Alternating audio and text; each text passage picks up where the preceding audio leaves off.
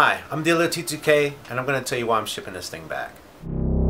You are watching Delio T2K. Okay, first, now this isn't a diss video, it's not a hate video. I don't hate Arturia and their products.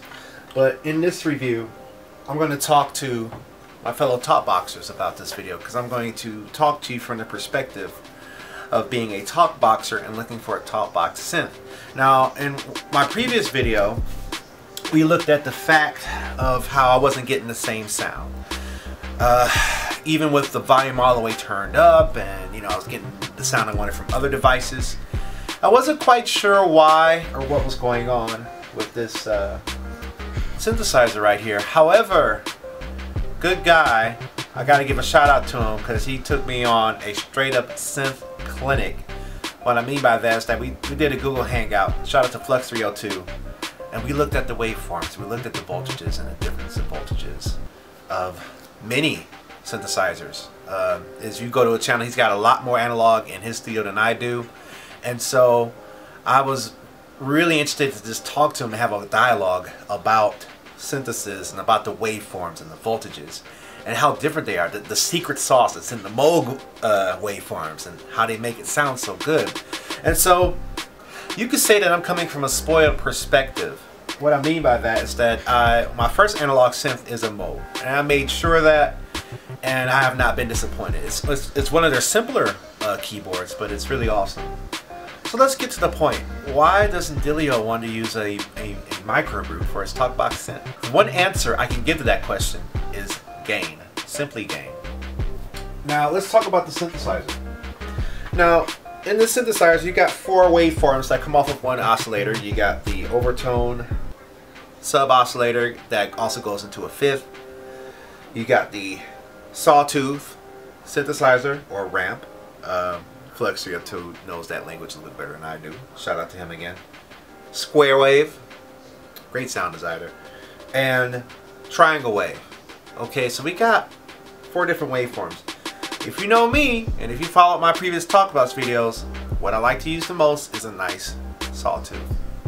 So I did one final run through, and I was just checking the meters of this thing, and I was just kind of puzzled, because when I turned up the sawtooth all the way up past 12 o'clock, and I got the volume all the way up, I'm looking at the gain and I'm like, okay, that's the level of gain right there, that's the max. But then I plugged in my Moog on another input, saw the meter of that. Man, the oscillators on that thing scream.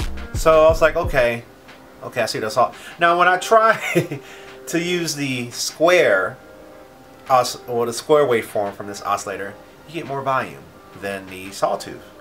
Same thing with the triangle. You get even more volume out of that. So I was really confused as to why you have more gain and more volume out your triangle wave from the synthesizer, and more gain and volume, which is the same thing, out of your square, and you get less gain out of your sawtooth, which to me is the waveform that matters the most. I mean, whose waveform isn't favorite waveform isn't the sawtooth? Probably other people like the square and the pulse. I get that, but that was the breaking. That was the difference that made my talkbox sound one way and another. Both had decent looking saw waves on there, or ramp waves on there. However, the gain outside of this box wasn't as high. And I know an argument has been told to me, well, this isn't that big of a box. In analog and synthesizer world and digital, sometimes that doesn't always matter. What I mean by that is that I get the proper gain I need out of an iPad for my talkbox, and I get the proper gain that I need out of an iPod Touch, which are small little thin things. And yet I get a larger and more voluminous saw waveform out of them for my talkbox than I do out of this unit, which leaves me kind of disappointed. And I also noticed that my Moog is a little bit brighter than this, but one of my techniques for talkbox isn't based on how bright the saw wave is. It's a mixture of different things that I'll talk about later. But otherwise, the sequencer is very fun. I wish my Moog has it. That's why they have the Sub 37, has it on there. But it's $500 more. The glide's fun, and the mod matrix is fun. Lots of fun. I mean, it's cool. The sounds are good. They don't quite. After a while, after the moonlight phase is over with it, you're like, kind of like, okay, that's cool. Oh yeah, so pulse width, okay. The metalizer on the triangle makes it sound like FM synthesis, and it's cool sometimes, but it's like, okay.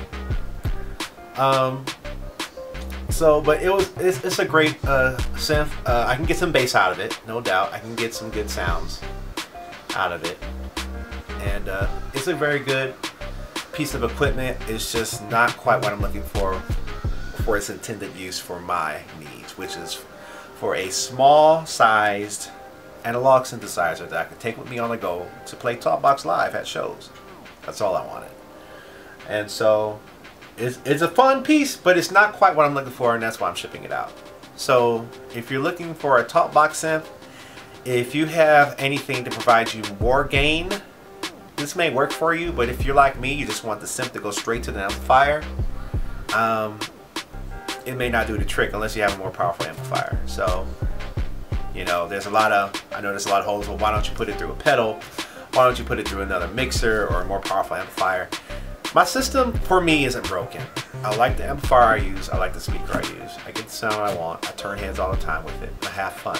So I'm not going to patch and fix something that isn't broken.